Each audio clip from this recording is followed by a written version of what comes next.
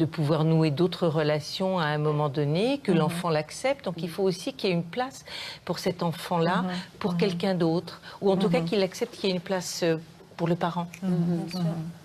Alors, dans les outils, pour aller plus loin, vous les connaissez déjà. On a parlé de Vivre son deuil, vous en avez profité. Ils ont un album pour enfants qui est superbe, qui est un outil. Quelqu'un que tu aimes vient de mourir. Voilà, tu vas ressentir ce qu'on appelle le deuil. Et c'est inviter l'enfant à s'exprimer sur cette douleur, sur cette colère, sur le fait qu'on a le droit de ne pas aimer, que bien sûr, tu t'es peut-être disputé avec papa ou maman avant, mais finalement, ça fait partie aussi de la vie. C'est un très bon outil, je ne reviens pas dessus. Vous êtes très nombreux à nous demander les livres pour enfants qui peuvent soutenir la démarche parentale. Alors, allez voir le livre de Patrick Bensoussan, ça s'appelle « L'enfant confronté à la mort d'un parent ». On y retrouve les conseils que vous donnez. C'est sorti chez RS et il y a tout un chapitre entier sur les livres pour enfants, avec comment les vivre, pas forcément comment les lire, mais comment les vivre et ce à quoi on peut être attentif avec l'enfant et prendre les réactions, ici de Brami, ici de Corinne Dreyfus, avec ce livre super qui s'appelle « L'envolée ». J'ai choisi 2 livres très différents. « Thé ou papa », c'est un des derniers qui vient de sortir. Donc là, c'est le décès du père, la tristesse de la maman et cet enfant qui a envie d'aller faire le monde entier pour retrouver son père. Sa maman va lui apprendre à le trouver dans son cœur. C'est sorti chez Bayard. On est là sur un livre un peu justement triste qui respecte l'émotion de la maman et de l'enfant bien sûr, et très très différent, haut en couleur. Les couleurs de ma mère, je ne sais pas, c'est un Québécois, si vous le connaissez. C'est sorti chez HMH.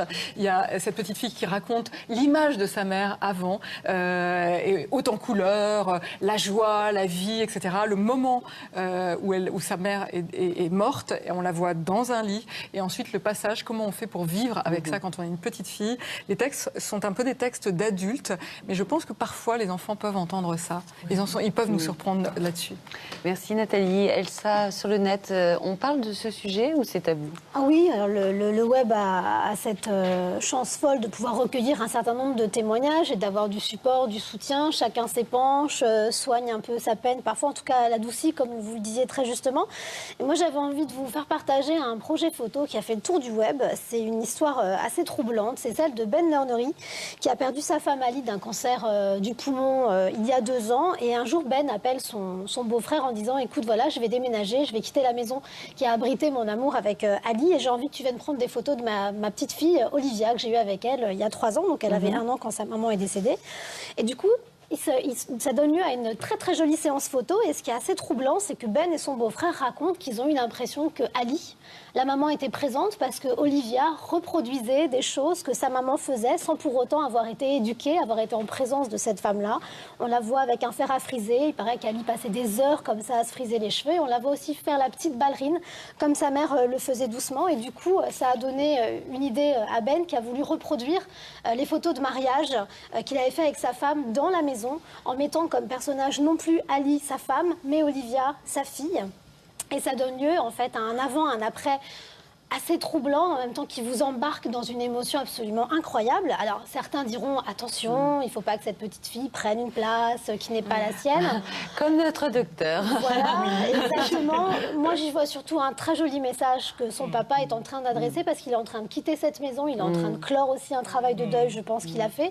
Je pense qu'il dit simplement à sa femme, regarde, tout va bien, repose-toi maintenant, c'est beau et je trouve que c'est magnifique et c'est aussi une résilience que de passer par ce projet photographique. Et l'art permet la photo notamment aussi de dépasser ce genre de choses, parfois de le transcender en tout cas. Je crois que vous aviez un petit message pour conclure. Oui, alors, évidemment au nom de la rédaction, comme l'a fait Nathalie, je voulais remercier l'association Vivre son deuil en Ile-de-France qui nous a beaucoup aidé dans le cadre de la préparation de cette émission en rappelant qu'ils ont une ligne d'écoute qui est le 01 42 38 08 08 et qu'il y a des bénévoles qui sont à votre écoute, quel que soit votre deuil, le parent qui est touché ou autre. Donc n'hésitez pas, il y a beaucoup d'antennes dans toute la France. Et j'avais envie de saluer une initiative toute nouvelle de 2 blogueuses mamans qui s'appellent Ginny, donc Femme Sweet Femme.